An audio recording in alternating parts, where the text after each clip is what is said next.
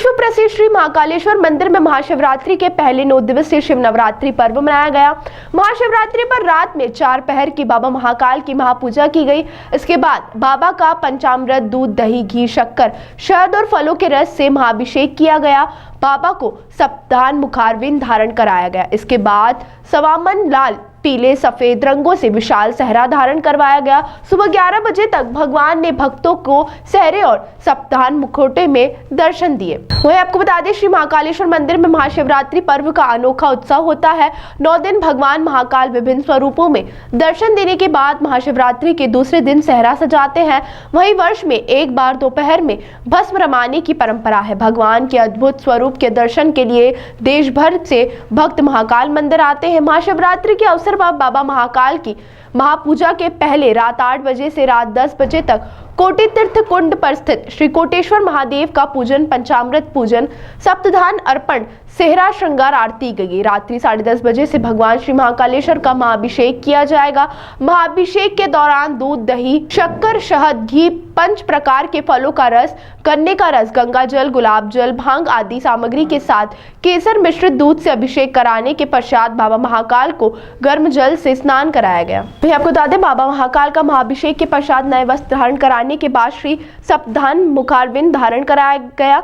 इसके पश्चात सप्तधान अर्पण किया जाएगा, जिसमें चावल, मूंग खड़ा, तिल, मसूर खड़ा, जो गेहूं, उड़द श्री महाकालेश्वर को अर्पित की जाएगी। इसके बाद पुजारियों ने भगवान को सहरा बांधा, जिसमें विभिन्न प्रकार के फूलों की लड़ियां, आंकड़े एवं पुष्पों को मोटी मोटी माला के साथ ही भगवान को 1.25 लाख बेलपत्र अर्पित किए गए। सहरा तैयार होने के बाद भगवान को स्वर्ण व रजत आभूषण, छत्र, चंद्र मुकुट, त्रिपुण धारण कराए गए।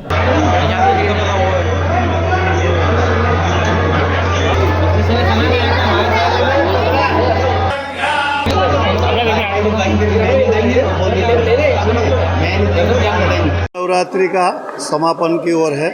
भगवान महाकालेश्वर अभी दूल्हा रूप में दर्शन दिए हैं और अब जो है भस्मा आरती संपन्न हुई है और भस्मा आरती के पश्चात पुनः निराकार रूप में भगवान महाकाल के दर्शन भक्तों को प्राप्त हो रहे हैं।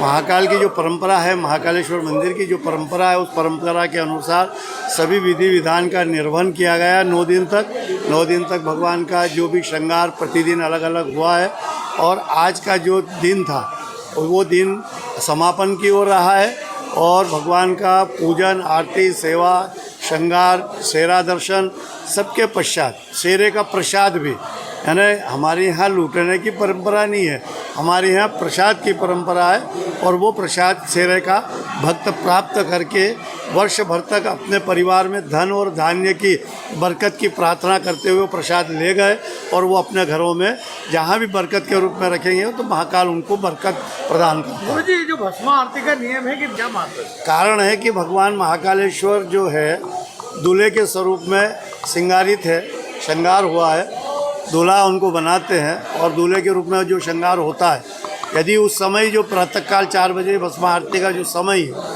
यदि उस समय भगवान को यह श्रृंगार के ऊपर से यदि भस्मा आरती करी जाए तो भगवान को फिर पुनः नग्न अवस्था में लाना पड़ता है। तो अभी दूल्हा श्रृंगार का जो दर्शन हुआ है और भगवान दूल्हे के रूप में दर्शन दे रहे थे, लेकिन जब भगवान को भस्म चढ़ती है तो निराकार होते हैं और निराकार होने के कारण ही भस्म चढ़ती है, तभी है तो उनका भस्म आरती होती है।